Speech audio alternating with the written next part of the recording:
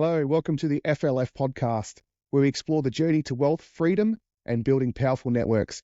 I'm Jeromie, and here we connect with visionary leaders, trailblazers, to uncover the strategies, mindsets, and principles that drive success.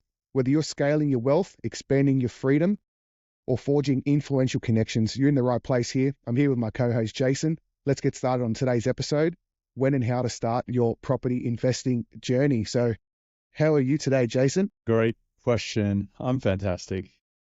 I'm in a great location, feeling good, ready to talk about getting started. Yeah, okay, fantastic. So for getting started on the property investment journey, how about we start with this? How about we start with, first of all, understanding what property investing is? And I think maybe the best place to start would be setting goals. What are your thoughts on getting started and having goals and realistic goals and managing expectations of what you think you're going to be able to achieve when you first get started? Yeah, so I think that it's important to, as Stephen Covey says, begin with the end in mind. So you want to have a vision and an idea of where you want to end up. Now, I don't think it's necessarily that important that you understand how you're going to get there, but you should have an idea of where you want to get to and have a picture and a vision of what that is. That will allow you to think big, dream big, have some target to aim for that you're like quite excited by. I remember Robert Kiyosaki often says, author of Rich Dad, Poor Dad, he says, a wealthy person looks and asks himself or herself the question, like, how can I afford it? Versus, saying to themselves, oh, that's too expensive, or I can't do that.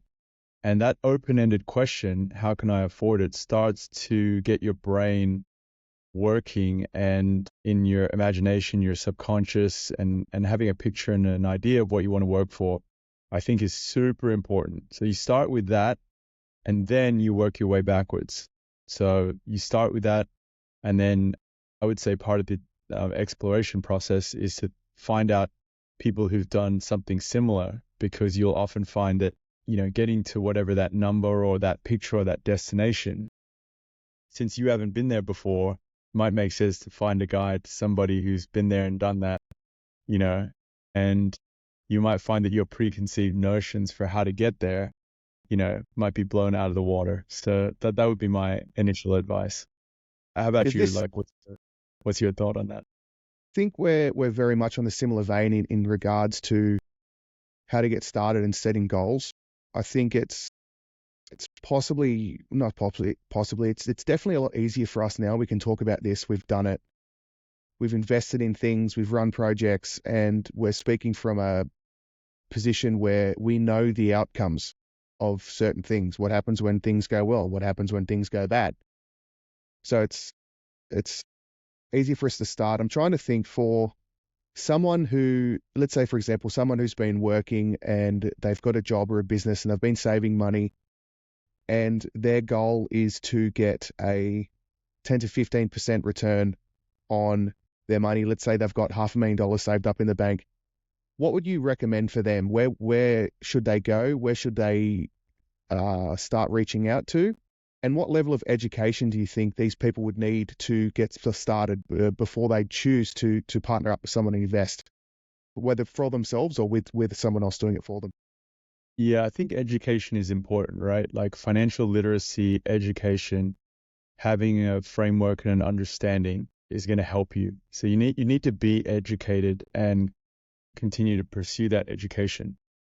And people who are able to teach you, provide knowledge and wisdom can often be like really good sources.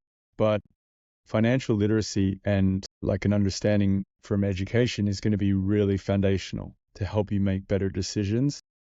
And as well, like, I think like finding people that you like, trust, and respect, to get their opinion and to find, vet, those people that you meet with your agenda in mind, your questions, your outcomes in mind, is going to allow you to take control of the process and of the situation.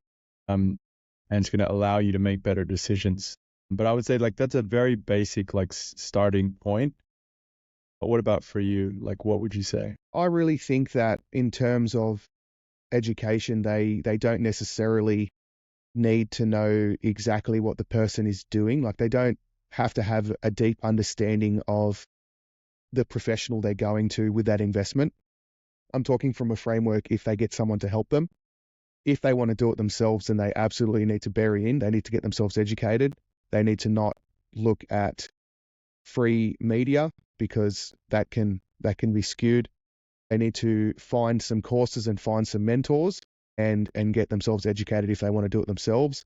If they want someone to do it for them or with them, I think it's probably more important to vet the people running the program and have an understanding of their previous track records in regards to their relationships with their current partners and their relationships with money. So, because the whole point of having someone else to do it for you, right, is that you don't have to learn it all. You don't have to spend 10 years to learn how to be a property developer if you team up with someone that's already doing it, that's got that sort of experience. So in that aspect, I'd say it's more important to vet the person rather than the exact process, like to know really what the process is. Yes, and I think that's such a great point because the pursuit of knowledge can be, a substitute for action. So I was thinking about this morning as I was journaling. Your doing comes from your being, and you have to balance like your acquisition of knowledge with hard, decisive, powerful action. And the two kind of go hand in hand. And, you see a lot of people who, maybe they're just acquiring knowledge, but the action component is weak, and I would say that's way more common than someone who's like taking a lot of decisive action without knowledge. It's way more common the other way around. So, again, like I think what you said is really true. Like if you're going to work with people that, can do it for you, then, you don't have to be on this endless, knowledge quest or understanding that essentially, you then look back and go, what have I been doing the last like 5 years? Well, I've just been reading a bunch of books and I haven't really done a lot, so you want to avoid that. You want to take strong, decisive action, once you've got your end goal, a bit of knowledge, but the right partners, you want to take big action. Yeah. And I think that's correct. And I don't think it's necessarily rocket science. And unfortunately, I think some people wait for the exact perfect conditions. And in regards to investing, in regards to the entire world, that just doesn't exist. Like I know, and I'm friends with some very sophisticated investors, including people that trade stocks and people that invest in real estate. And in reality, there is no perfect time.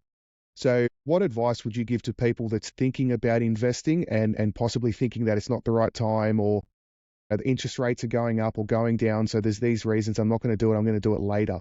What advice would you give to the people who are unsure and that want to do it and is just unsure that the time now is the correct time? Yeah, the fundamental way I look at it is, in the external world, it's always going to be somewhat chaotic. There's always going to be ups and downs, so the time to act is always now. And, you exercise your control, as much as you can over yourself and over the external world. And you act now in the face of chaos. Obviously, you want to mitigate your risk. You want to make a good decision. But this idea, like, I think you're right, like that there is just some idyllic spot, if you just wait 6 months from now, it's all going to line up. Like, it's never like that. What happens is there's always another problem to solve. There's always some kind of crisis. Life is never completely still and perfect. So, the asset that you have that's, continuously declining is that of time. So you want to take advantage of time, and you want time to be on your side, and you want to be able to leverage time, and time is something that you're not getting back. So if you've been thinking about it too long, you're already behind. The best time to start is yesterday. And if you can't start yesterday, the next best time is today. Tomorrow's too late. Tomorrow never comes. We only have the present moment. So oftentimes, if you've been thinking about it for a while, it means that you've delayed taking action. That's really what it means. And I think it's important to frame it correctly in your mind, because there's all these ways that like people can, BS themselves and trick themselves into thinking that they're preparing and thinking that but it's just not true. That would be my take. How about for you? Well, I think what you said is absolutely brilliant, and it's the only way anything happens and anything moves forward in regards to just generally anything in life. The taking action now and doing it now is the only way anything's ever going to change. And going to your point on if you do choose to get someone to help you with it, this is something that I personally lean towards. It's why we've started this certain business, and I think it's a great way to do it.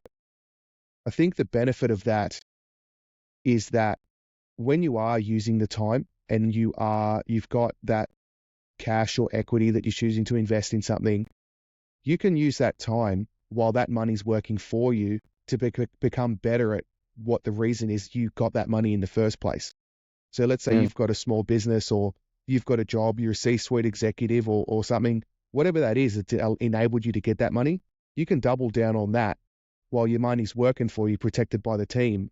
And then you can just earn more money in your thing. And then that's really when the start of the wealth creation happens, because you're not only just trading your time and energy for money now you've got this massive, big, long lever where you're leveraging someone else's time and energy and a part of the money and the nest egg that you've already created to create wealth for yourself. I'd say that transitions someone from having a job and directly trading time for money to really leveraging and creating wealth. Yes, I think that is a excellent point of view. And I think that's essentially where like many people get to after a while.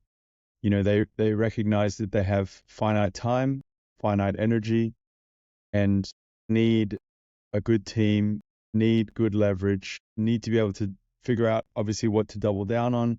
And then it's just like really move it forward.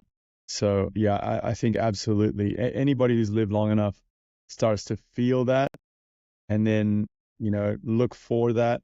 And once you're doing that, then you're really on the journey. And it's quite a great feeling to be able to feel like you're accomplishing, the goals and the vision that you've, set out and are ambitious for. That's exciting. It's never exciting to sit and wait and hope and do nothing and, have things stagnate and just wishful thinking, cross your fingers, hope to die.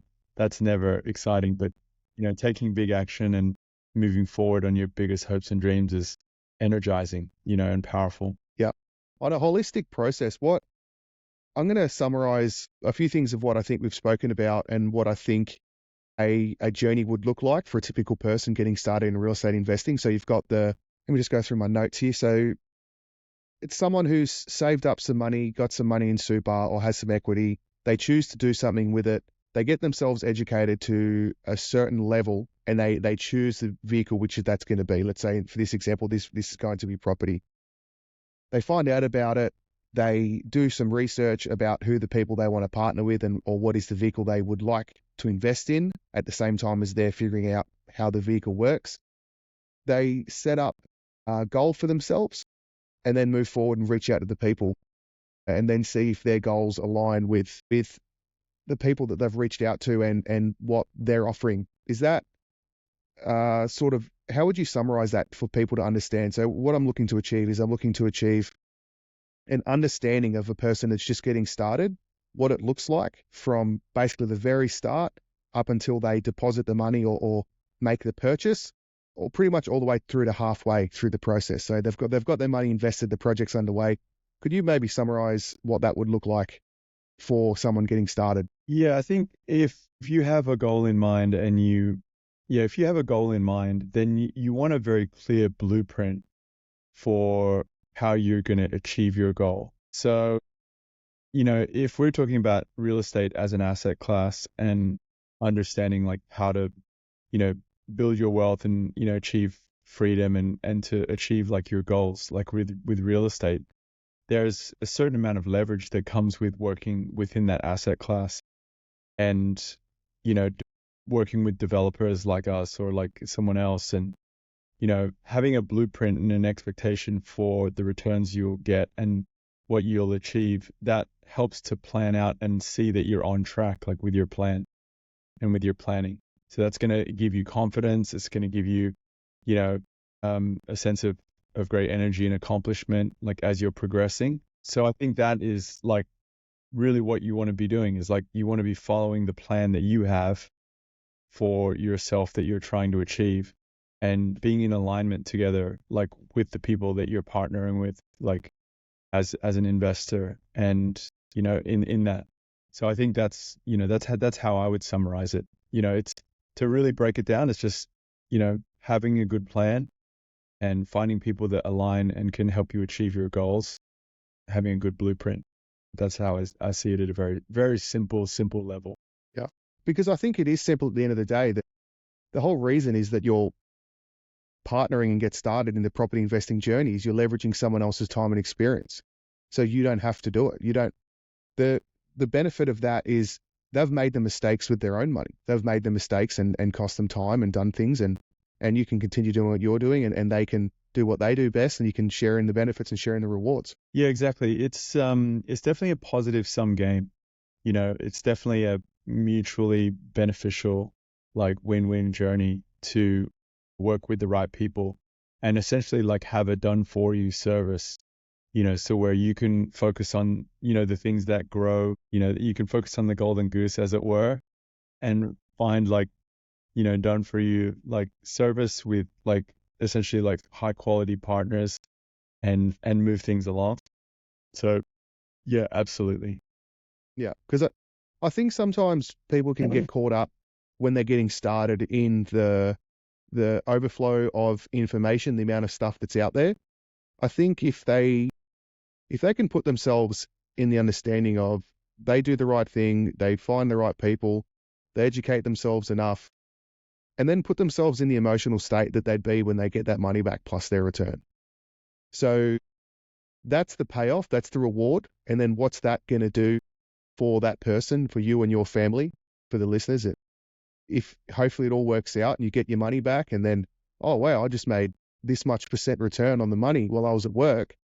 Depending on the certain circumstances, that return could be as equal to what they just went to work for that year. So they went to work for a year and got paid for their work, and then they receive the return on a particular investment, and it's the same as what they went to work for the year. Like that sort of thing is absolutely amazing. And I think with that in mind, and people understanding that that's an absolute possibility, that's going to help them, drive them to push through the noise and to start making decisions, to start acting, because that is the reality of what a well thought out, well executed plan looks like. Yeah, and I would say, like, for like those people in that situation, like you want to be when you find like good people that you like, trust and respect, like you can learn and grow in your education along the journey, because they will help to increase your understanding and educate you in the process without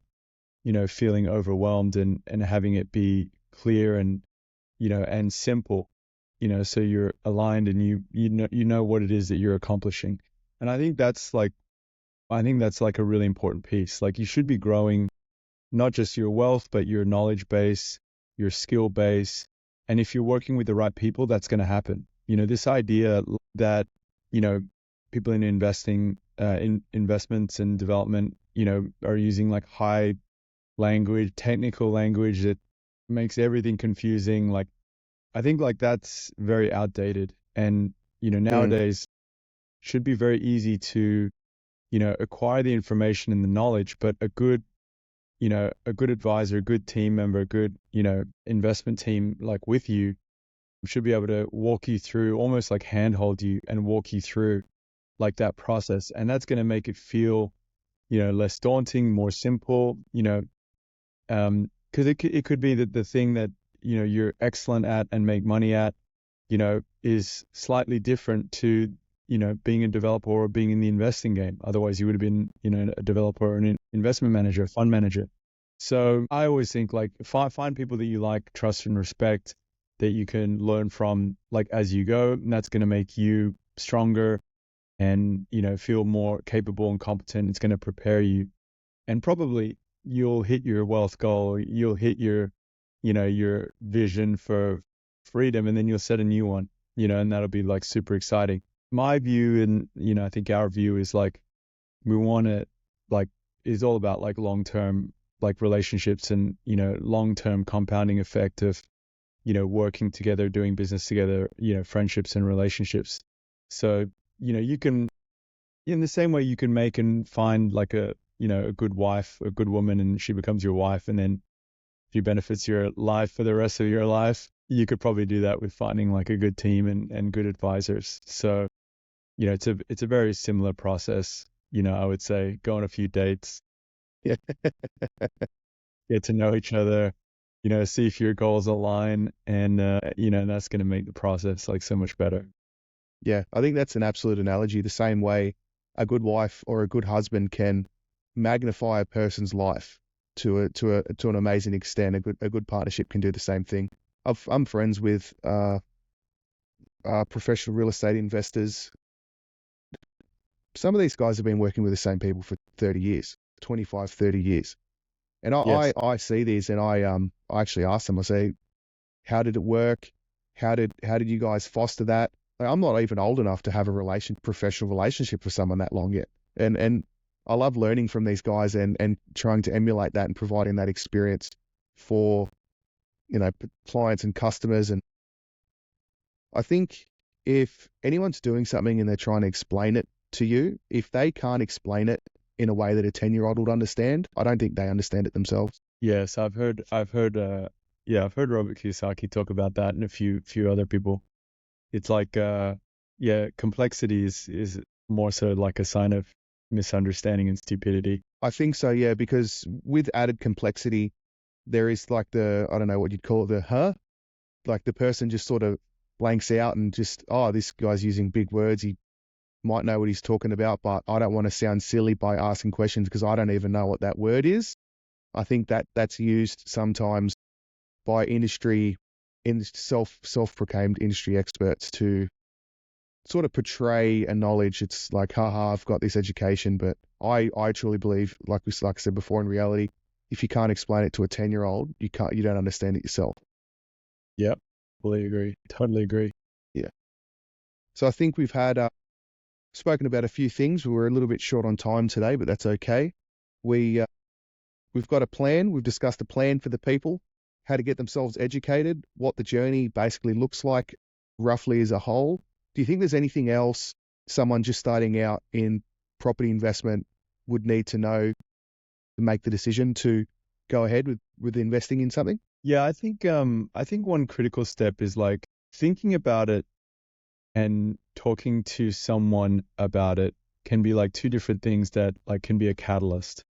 So, I mean, we've obviously got a great team and like we're always happy to talk to people, but just sometimes asking your questions and like talking to someone about what it is that you would like to action is a simple, small first step that allows you to like start moving forward versus sitting in front of your laptop, watching videos and like thinking about it some more doesn't make it go anywhere. So, I would probably extend the invitation, like if people are watching or listening to us, like, I know that we're always happy to like have that first conversation and there's no obligation there. It's just, taking that small first step. And sometimes that's the catalyst that, slingshots you through to like taking, giant steps towards what it is that, you're wanting to achieve. And, those questions can be technical, they can be emotional, personal, they can be anything really. And so that I would say is like a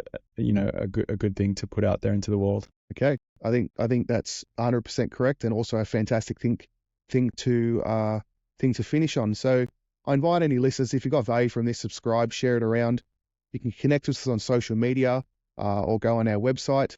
It's been fantastic speaking with you today, and we'll see you next time on the J3VC podcast. Cool. See you on the next one.